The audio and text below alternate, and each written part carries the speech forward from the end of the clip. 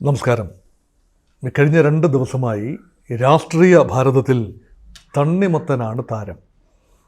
തണ്ണീർമത്തൻ ദിനങ്ങൾ ഇന്ത്യൻ രാഷ്ട്രീയത്തിൽ എത്തിയിരിക്കുന്നു എന്നതിൻ്റെ സൂചനയാണ്. എന്താണ് തണ്ണിമത്തൻ?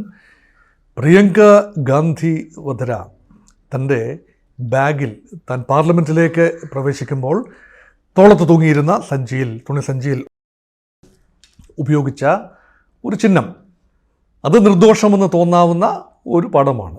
തണ്ണിമത്തൻ്റെ പടം. കറുപ്പ്, വെളുപ്പ്, ചുവപ്പ്, പച്ച, ഈ 4 നിറങ്ങളാണല്ലോ തണ്ണിമത്തൻ്റെ നിറങ്ങൾ. ഈ തണ്ണിമത്തൻ്റെ നിറങ്ങൾ തന്നെയാണ് പാലസ്തീൻ പതാകയുടെയും നിറങ്ങൾ. 1967 6 ദിന യുദ്ധം നടക്കുകയാണ്. ആ യുദ്ധ സമയം മുതൽ ഇസ്രയേൽ പാലസ്തീൻ്റെ പതാകയെ നിരോധിച്ചു.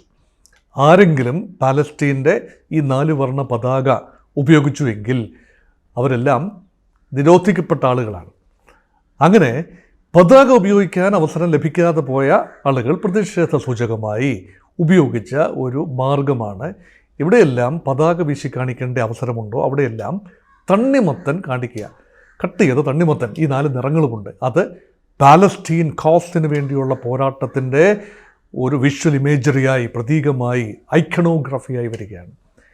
ഇത് ഭാരതത്തിൽ പലരും പാലസ്തീൻ ഐക്യദാർഢ്യത്തിന് വേണ്ടി അതിനുശേഷം ഭാരതത്തിൽ മാത്രമല്ല ലോകത്തെല്ലായിടത്തും ഉപയോഗിച്ച ഒരു കാര്യമാണ്. ഇത് ഉപയോഗിക്കാനുള്ള പ്രധാന കാരണം ഒരു ആർട്ട് ഫെസ്റ്റിവലിൽ, ഇസ്രായേൽ വെച്ച് നടന്നൊരു ആർട്ട് ഫെസ്റ്റിവലാണ്. അവിടെ ഒരു കലാകാരൻ ചില പെയിൻറ്റിങ്ങുകൾ ഇതിലെല്ലാം ഈ 4 നിറങ്ങൾ ഉപയോഗിച്ചു. സംഘാടകർ വന്ന് പറഞ്ഞു, ഈ 4 നിറങ്ങൾ ഉപയോഗിക്കാൻ കഴിയില്ല, താൻ ഇനി ഒരു മത്തങ്ങ അല്ലെങ്കിൽ തണ്ണിമത്തൻ ഉപയോഗിച്ച് ചിത്രം വരച്ചാൽ പോലും അതുപോലും ഞങ്ങൾ അനുവദിക്കില്ല എന്ന് പറഞ്ഞത് മുതലാണ് ഈ തണ്ണിമത്തൻ പ്രതിഷേധത്തിൻ്റെ, റെസിസ്റ്റൻസിൻ്റെ ഒരു ചിഹ്നമായി മാറിയത്. ആ ചിഹ്നത്തിന് ഇന്ത്യയിൽ എന്ത് കാര്യമെന്ന് നമുക്ക് ചോദിക്കാം. ഇവിടെ പ്രിയങ്ക ഗാന്ധി തൻ്റെ കന്നി പാർലമെൻറ്റ് പ്രസംഗമെല്ലാം കഴിഞ്ഞ് തിളങ്ങി നിൽക്കുന്ന സമയമാണ്. കഴിഞ്ഞ ദിവസം പാർലമെൻറ്റിലേക്ക് പ്രിയങ്ക ഗാന്ധി പ്രവേശിച്ചത് ഒരു ബാഗുമായിട്ടാണ്, ഒരു നല്ല കളർഫുൾ ബാഗുമായിട്ടാണ്. ആ ബാഗിൻ്റെ വെളിയിൽ ആലേഖനം ചെയ്തിരിക്കുന്ന ചിത്രം തണ്ണിമത്തൻ്റെ ചിത്രമാണ്. പാലസ്തീൻ കോസാണ് എന്ന് ഒറ്റ നോട്ടത്തിൽ തന്നെ ബോധ്യമാകും.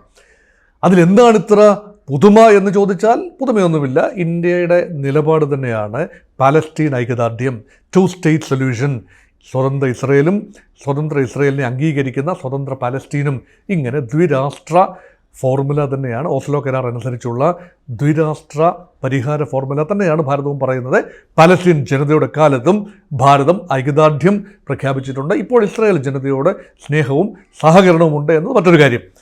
എന്നാൽ ഇതിനായി, ഈ ഒരു പ്രതീകാത്മകമായ പോരാട്ടത്തിനായി, ഒരു പ്രദർശനത്തിനായി പ്രിയങ്ക ഗാന്ധി തിരഞ്ഞെടുത്ത ദിവസത്തിൻ്റെ പ്രത്യേകതയാണ് പലരുടെയും നെറ്റിച്ചൊളിക്കുന്നത്.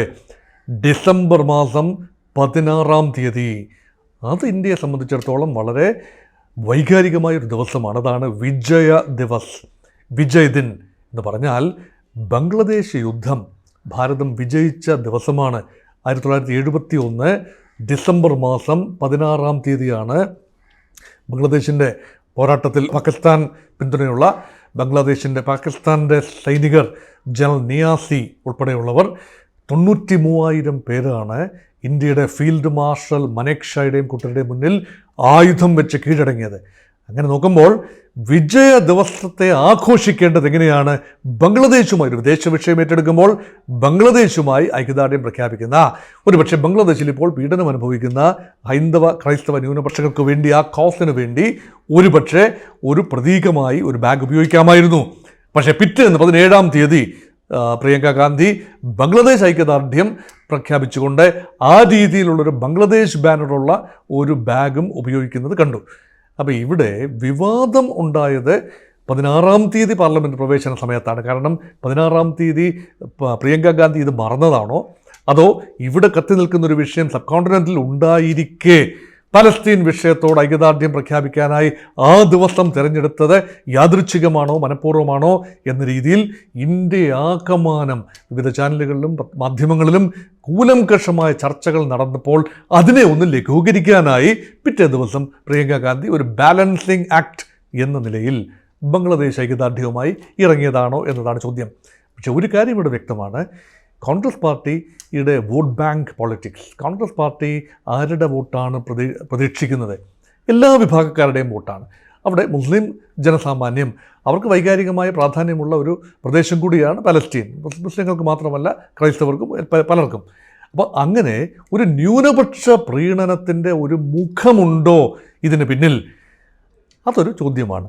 ഇവിടെ ആർക്കും ചെയ്യാം. അപ്പോൾ ഇവിടെ പലപ്പോഴും ഉയരുന്നൊരു ചോദ്യം, എത്ര ലാഘവത്തിൽ പ്രിയങ്കാ ഗാന്ധി ചെയ്യുന്നതാണോ ഈ കനി കുസൃതിയെ പോലെയുള്ള ആളുകൾ ക്യാൻ ഫെസ്റ്റിവലിന് പ്രത്യേക നിറമുള്ള ബാഗ് കൊണ്ടുപോകുന്നത് പോലെയാണോ? അല്ലെങ്കിൽ IFFK വേദിയിലേക്ക് എല്ലാവരും സഞ്ചികളുമായിട്ടാണ് വരുന്നത്, പല നിറത്തിലുള്ള സഞ്ചികൾ, സംഘാടകർ തന്നെ കൊടുക്കുന്ന സഞ്ചികൾ.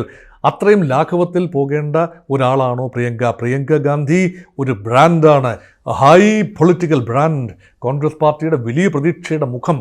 ആ പ്രതീക്ഷയുടെ ഭാരം പേറുന്ന പ്രിയങ്ക ഗാന്ധിയെ സംബന്ധിച്ചിടത്തോളം ഒരു രാജ്യം മുഴുവൻ, ഒരുപക്ഷെ ലോകം മുഴുവൻ ഉറ്റുനോക്കുകയാണ്. ഒരു യാദൃച്ഛികമായി പ്രിയങ്ക പറയുന്നു, ഞാൻ എന്ത് ധരിക്കണം, ഏത് സാരി ധരിക്കണം, എന്ത് നിറമുള്ള വസ്ത്രം ധരിക്കണം, എന്ത് ബാഗാണ്, അറ്റയറാണ്, പിന്നെ ആക്സസറീസാണ് കൂടെ കൊണ്ടുപോകേണ്ടത്, ഇതൊക്കെ തീരുമാനിക്കാനുള്ള പൂർണ്ണ അവകാശം എനിക്കാണ്. ഒരു പുരുഷ കേന്ദ്രീകൃത സംവിധാനം, മെയിൽ ഷോവനിസ്റ്റിക് ഒരു ചിന്തയിൽ നിന്നുകൊണ്ട് ഇതിനെ കാണരുത്. സ്ത്രീ ഈ രീതിയിൽ നടക്കാവൂ എന്ന രീതിയിൽ വരകൾ വരച്ചിടരുത് എന്ന താക്കീത് പ്രിയങ്ക ഗാന്ധി കൊടുക്കുമ്പോഴും സോണിയാഗാന്ധിയാകട്ടെ, രാഹുൽ ഗാന്ധിയാകട്ടെ, പ്രിയങ്ക ഗാന്ധിയാകട്ടെ, കോൺഗ്രസിൻ്റെ പ്രമുഖ മുഖങ്ങളാകട്ടെ ദേശീയ ബ്രാൻഡുകളാണ്.